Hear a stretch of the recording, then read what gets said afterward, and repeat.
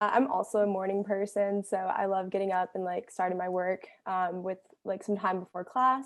But additionally, I think just trying to stick to a schedule as much as possible that would replicate being in like in-person classes. So I just map out like all the homework that I have to do and try to do it all at the same time every single week, as opposed to switching week to week, just because it helps me to know exactly what I need to do and also not forget about certain assignments because I'm doing them at the same time. Setting aside like dedicated time for my different assignments, and sort of setting that into a schedule for my week. So it's kind of corny, but I have like a planner that I write all this stuff down in, and like that's really helped keep me on top of stuff when I feel like over Zoom it's so easy to lose track of things like that. But echoing everyone else said, working when it's light outside has been really beneficial to me now that sunset is at like 4:30. So I would say working when it's light out makes me feel more productive.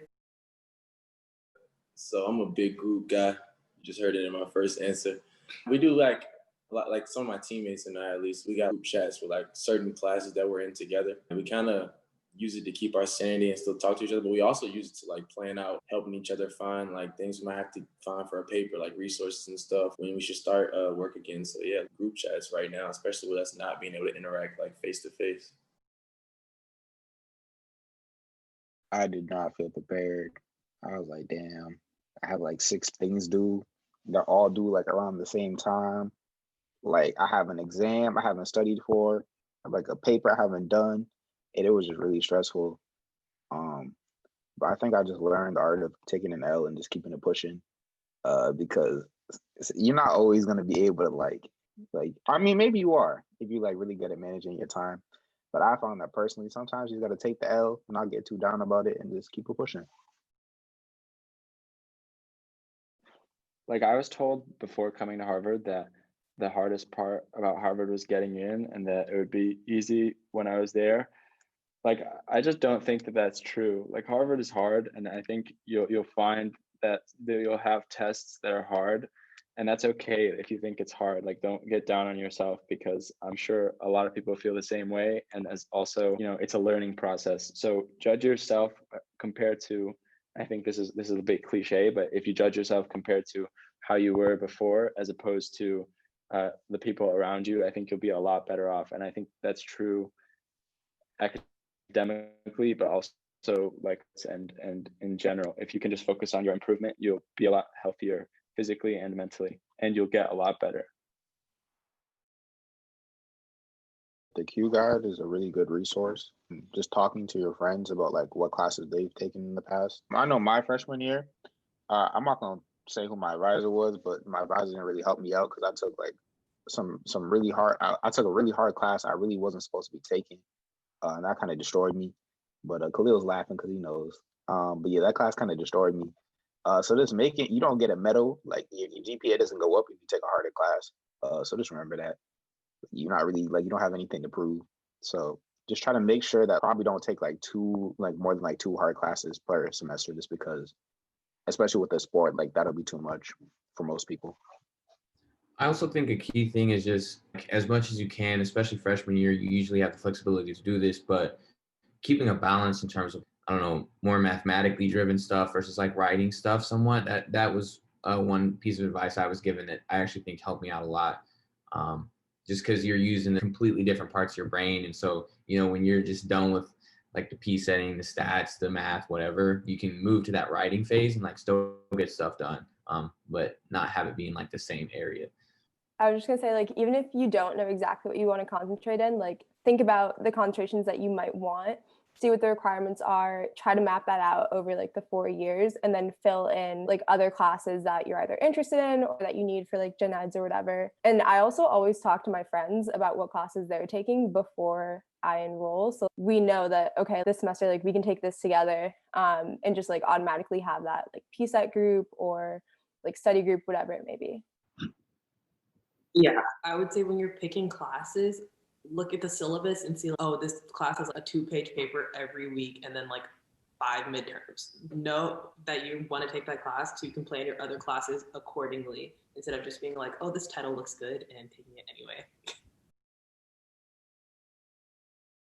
Yeah, I'll take that. So I was somebody who came in thinking I knew exactly what I wanted to do. I was going to study stem cell biology and was dead set on med school and possibly like an MD, PhD and doing stem cell research.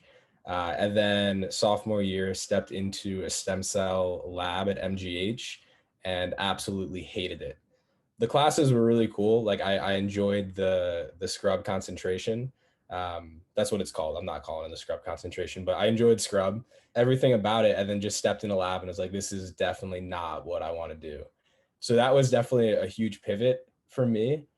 And I was already like deep into the concentration, knowing that I was trying to knock things out quickly. So I've actually like finished scrub and have all my pre-med requirements done. But one of the things that it really opened my eyes to is you can really do whatever you want to after going to Harvard and studying. Like the skills that you've picked up, whether they're quantitative or qualitative, can be applied to really any field.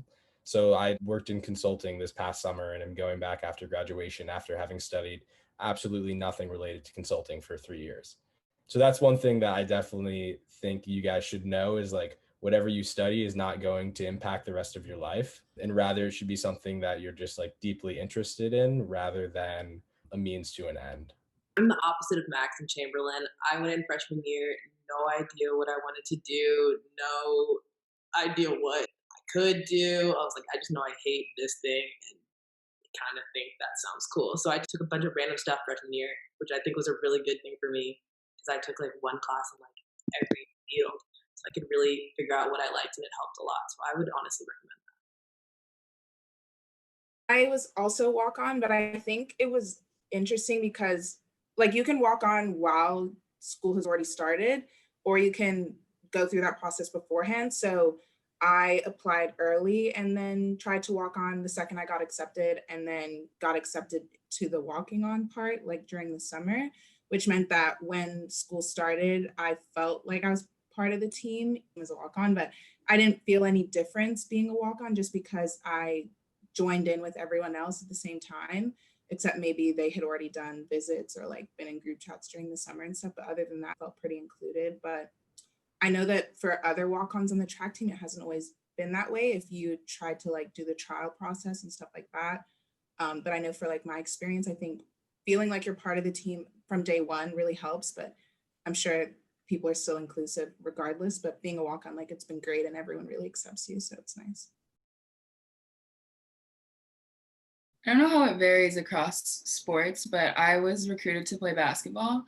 And so my coach advocated for me to get in. I applied early and did all that. And I will say, in the context of Harvard in general, it can go one of both ways. Like, this has been my experience with people who aren't athletes and some professors. Like, people either think it's really cool or they really question why you're here. And I think that you have to work to kind of get over that really early. Like, that was freshman year, I was kind of like, oh, like, I felt like some type of way about my classmates that were questioning like letters given to athletes. And that's just something that as a senior, I don't really care about and doesn't matter to me. So I would second that. In my recruiting experience, so I was recruited to play football, and for me, it was like I didn't really know much about Harvard.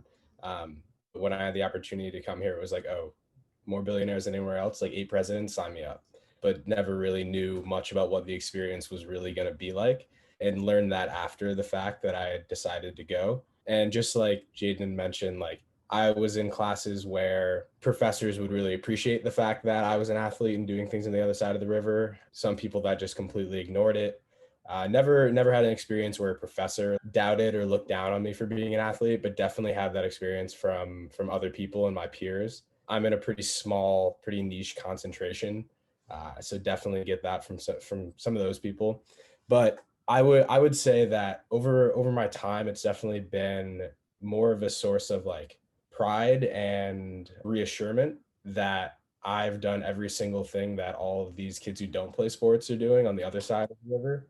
And then every single morning at 6 a.m. or every afternoon for 3 hours, I'm on the other side playing my sport and doing things that other kids aren't doing.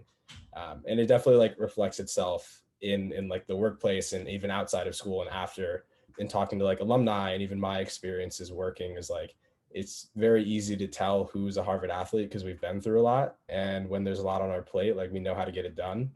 Whereas like other students maybe don't have that experience. So nothing against them, but it's something that we have over other people. Great. You guys have all brought up this idea of belonging and dealing with being an athlete and maybe having the stereotypes of you don't quite deserve to get in the same way as other people have. And then there's that plus the fact that as Black student athletes, people are looking at you and also saying, like, is this like an affirmative action thing? Like, how did you get in? And do you deserve to be here? So my question is, how have you kind of navigated that and then also found a sense of belonging within Harvard? Kind of like what Jaden said earlier, you kind of just have to learn to like ignore it essentially, because you can't be combative with everybody that offends you a little bit. For me personally, I know I've gotten looks just because of the way I look. Like, you probably shouldn't be here, and sometimes the way I talk is not always the most proper. So then people probably think some type of way about me. But at the end of the day, I'm getting the same degree you are. So you just kind of have to, like I said, keep it pushing. Like, people can think what they want to think, but at the end of the day, you're here for yourself, right? So remember that. I also agree. I think, I felt a lot of the same things initially that everybody else has already expressed, but I think in particular for me over time, it's gotten a little bit better as well. I don't know, to some extent, it's just like I just focused on what I could do to just do the best I could. And then, people will see that and like respect that, and they'll recognize what you bring to the table as well. I think my experience coming from home to Harvard was a big shift. Being at home, it was seen as like, oh, you're like a superstar. Like, no one from where I'm from gets a chance to go to like an Ivy League school. Like, I barely even knew what to expect out of one. The closest thing I knew about Harvard was probably from like one of my favorite movies growing up called How High. And it was like totally off when I got here. But when it came to playing sports and just being a student as well, I kind of just stuck to my roots, doing whatever I wanted to do, kind of like not worried about everyone else. Like, I make music, the way I talk. Some people say sometimes I have an accent or whatever. I kind of just stick to being me. Like, you gotta find like some way to solidify who you are and just stick to that, and you'll be fine. Because like at the end of the day, you're gonna be there for 4 years. You're not gonna be able to go back and forth with every little thing that people have to say. So I think at the end of the day, just like finding out who you are, if you're fortunate enough to find that early, then it helps out a lot better. Some people, it takes a little bit longer, but that's okay too. I'll start off for this one. I think he remembers, and football is probably a little bit of a different dynamic than a lot of other sports. But in order to like assert yourself as a freshman, I don't know if there are any football players on this call. It's like you kind of got to come with reckless abandon every single practice. I remember like Zay and I, we both played DB, and the way it worked was you tried to get on special teams, and then you got on special teams, and then you got a shot. And if you prove yourself, then you can get on the field. I remember like freshman camp running on scout punt block and just trying to block every single punt you possibly could. And like Zay and I running and just absolutely murdering each other, trying to block the punt from both sides. And like coaches just absolutely loving it when we just like ran full speed into each other. So definitely not the greatest example, and maybe not something that goes for all sports. But at least within football, it's like you have to come every single day with a different level of intensity. I had never like been in a practice like a college practice before. Dudes are yelling and screaming. It was more intense than any game that I had ever played during my first practice. So it's just a different level of intensity, and trying to match it and just playing at 110% and 110 like speed every single play. Yeah, I was just gonna say, like, our coach always emphasizes doing little things. So for me as a freshman, like always being one of the first people in the locker room, or trying to help with like moving equipment as much as possible. Like, there's small things, but like coaches really notice. Even something where it's like making sure that you're going to pass a fitness test, where it's something that you can prepare for.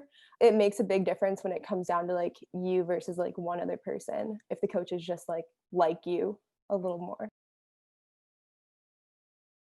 Yeah, I'm gonna go ahead and start because I feel like I'm the most hurt person I've ever seen at Harvard. So I would just say, like, first is like it's all about mindset. Like nobody expects to come in and like, get hurt. So when you get hurt, just focus on things outside of your sport. I guess that's one thing that helped me. Like, I focused on, keep my grades up, or just doing something that, just to kind of take my mind off of it. And also, like Zay kind of mentioned, the training staff. I think the energy you like surround yourself with when you're hurt is a big part of your recovery. So we have good trainers like Yumi, Jordan, Nick, like those people like have kept me up, you know, throughout the 2 injuries I had. You know, just call home, which I like. I call home like all the time freshman year, just because. But I know during an injury, like calling home and like keeping yourself grounded, talking to your family, it definitely helps you like push through that stuff. So yeah, just it's all about mindset, just having a positive mindset, you know, about it. Going off of that, I feel like this is kind of sad, but I feel like I've seen Justin more in the training room than I have anywhere else on campus. So my sophomore year, I tore my labrum in my right shoulder, which is a painful basketball injury to have. And then I kind of just finished out the year and ended up getting surgery. So I missed an entire season of basketball. And that experience really made me question, like, who am I, like, as an athlete outside of being on the court? And I encourage people with injuries to explore how you can impact your team outside of competition, because that was really big for me, and staying engaged and staying a part of the team for an entire year of not playing. So it's a good opportunity to work on your leadership. It's a good opportunity to strengthen your relationships and be a better teammate. Yeah, I'm not on the panel, but I'd like to honestly jump in. I've been injured like literally since before I got here, and I've been injured since, and I'm a junior and I competed once. But I think in terms of injuries, like you really just, like everybody else has been saying, like keep your head in the game. For me, that was hard. I was highly incapable of thinking, oh my gosh, like, you know, one day we'll get better, you know, blah, blah, like 1 year pass, 2 year pass. I'm like, all right, oh, well, we may or may not have to cut down on the track. And so like it gave me the opportunity to explore other things that I've been longing to do, like painting, focusing on like writing more songs and poems. I'm part of Omanija, so like even though my injury inhibited me from actually competing, I was still able to dance. And so like I performed at Laganza, and you know, I performed at Brown and Columbia, like I performed at other places. So it's just really an opportunity to like distract myself. And as Jaden was saying, like just kind of figuring out who you are outside of track. So explore other interests if you know you're injured, while still obviously doing your therapy and making sure that your injury is getting better. I also just want to say that like if something little is bothering you, just like getting it out the way and getting that handled right away, because like the longer you wait, the worse it gets. I've been dealing with an Achilles injury since like high school, and it like still bothers me now. And it's just really important, just like start the rehab process before it gets bad, before you like ramp up training or anything like that. You want to prevent injury before it happens. That way you don't have to like rehab, you know what I mean? So just like try to really stay on top of it. If something bothers you, don't just play it off. Go to the trainers and just like make sure you get it handled like right away. I think it's important, like, don't let people tell you that or suggest that like you shouldn't have affinity groups. I don't know about y'all, but women's basketball is up right now. We have numbers. We got the Black group chat. Like, you need that. You need that outside of the greater athletics community. You need that outside of your classes. Like, make time for that. If you don't have time to be doing a bunch of stuff over the river, rely on organizations like this to meet people and connect with people, because those relationships are important. And especially at a place like Harvard, it's important to find your people. Thank y'all so much for hopping on as we like build this organization. We need, you know, the leadership that y'all are bringing. So it really means a lot. Thank you for the great answers. On behalf of HABVA, thank y'all so much for, you know, giving us an hour and a half of your time on a Sunday, you know, to spit game for the young ones. So we really appreciate it.